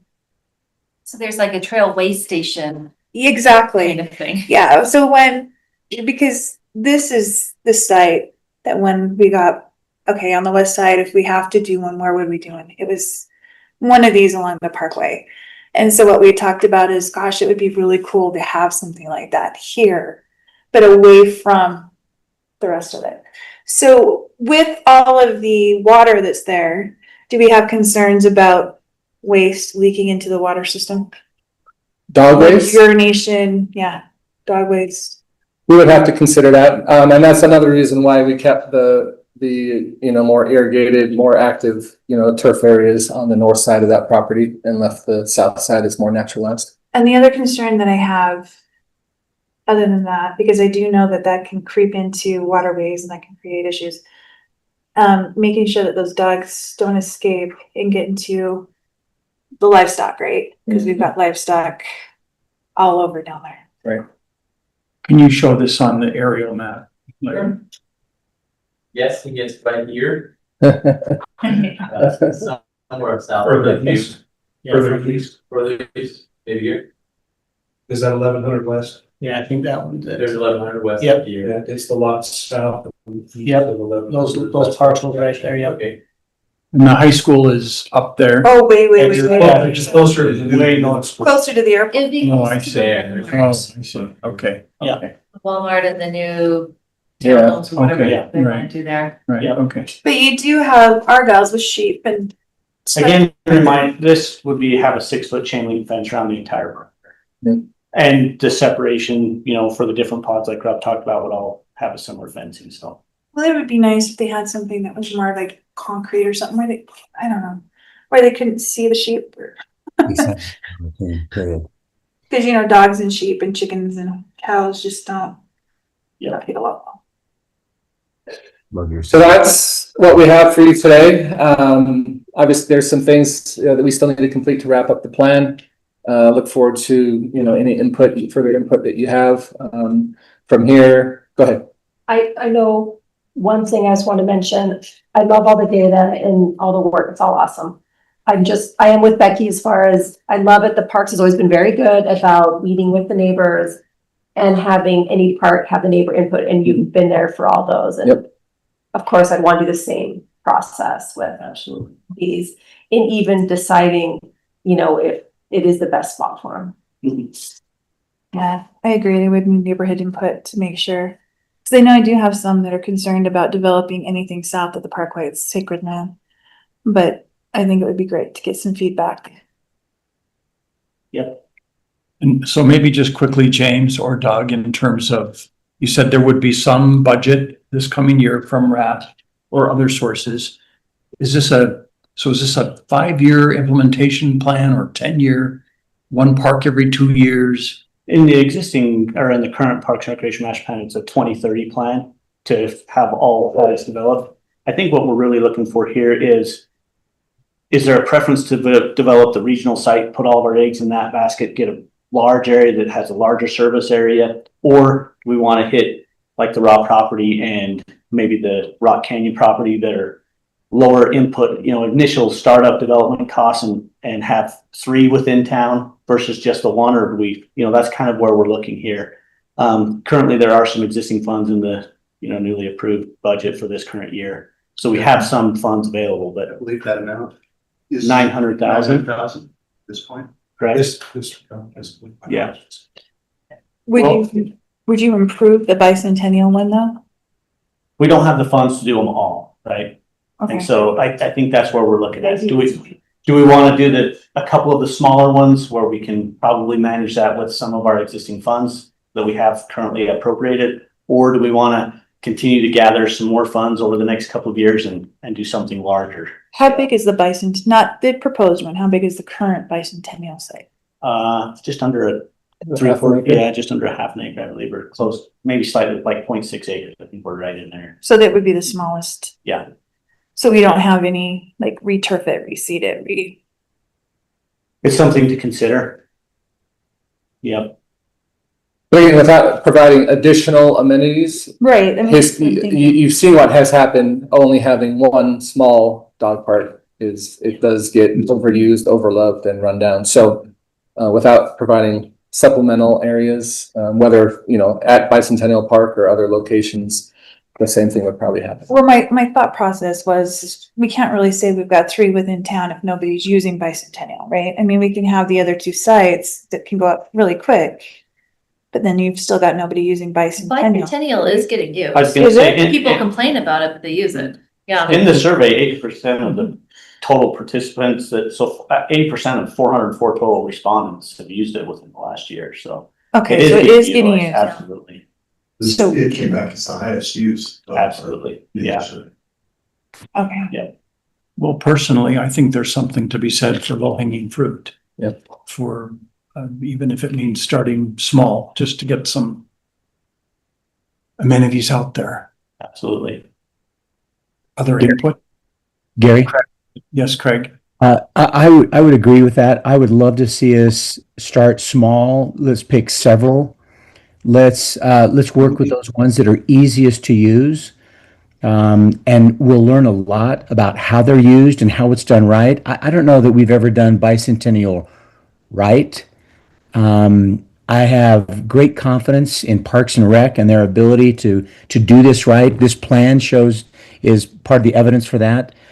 And so I think we can get to the point where people don't see dog parks as a dog dump, but they actually see it as an amenity and they want it in there, close by them in their neighborhood. So let's start small, low hanging fruit, and let's get started.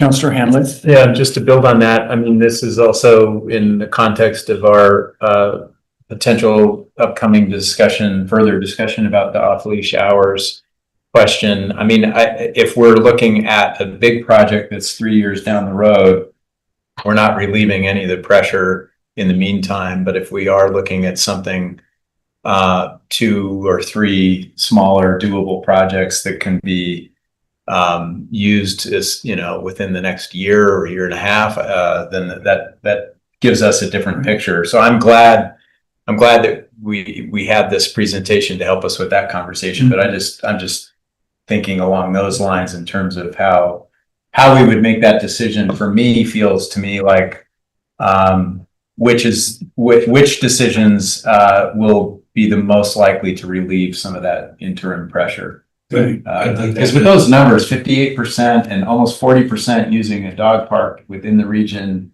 that's a lot of people, and so I'm hoping the common ground that we have, even though we have differences of opinion on this, is that we want more safety public. And I really, want to provide safe places for people to give their dogs the healthy life that they need, that don't endanger the general public. And when we don't provide that, I think there's enforcement issues, but there's also supply and demand issues. And when you don't have enough supply, then you create opportunities for misuse.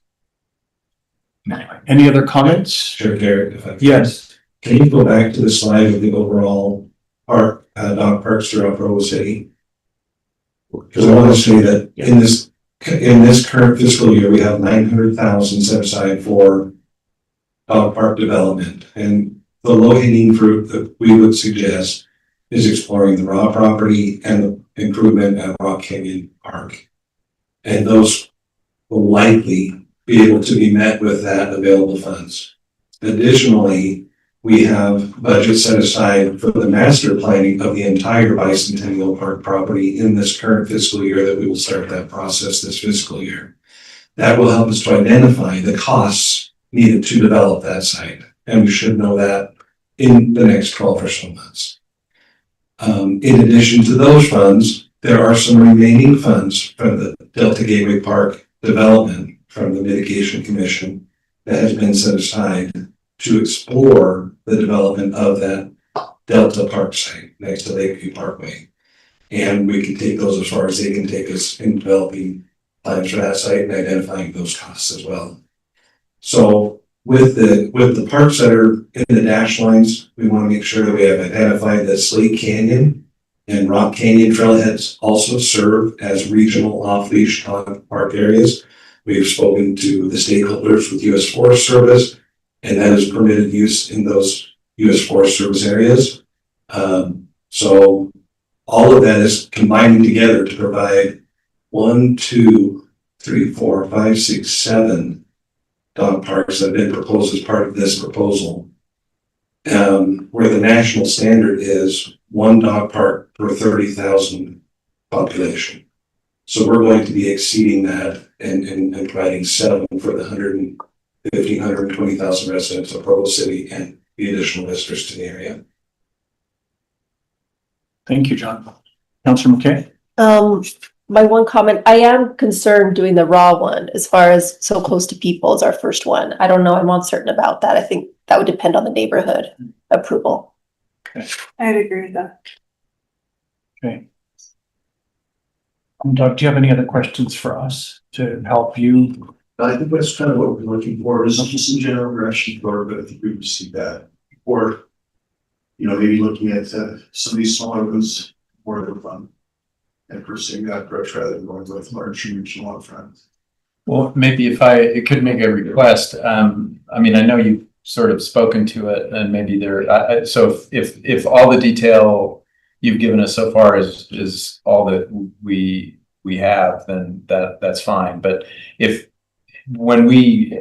assume we're going to have a discussion about off-leash hours at a future meeting coming up pretty soon. And if we had just a quick sort of bullet point description of what the low-hanging fruit proposal might look like in terms of, I don't know if we're all in agreement or not, but it sounded to me like we were at least in agreement that sooner the projects that can happen sooner would be the preferred ones. Right. So if you want to come provide staff with just a handful of slides that give us approximate costs, approximate dates, and then I think that would really help our discussion about the off-leash question. Sure. And then just one more thing, as we prepare a CIP for this spring, there might be some further development on other sites. You could point to that too. I'm keenly interested in, I'll just say as a neighbor of Rock Canyon, I would love that one there. I would love to see that Bicentennial Park one. I think that could be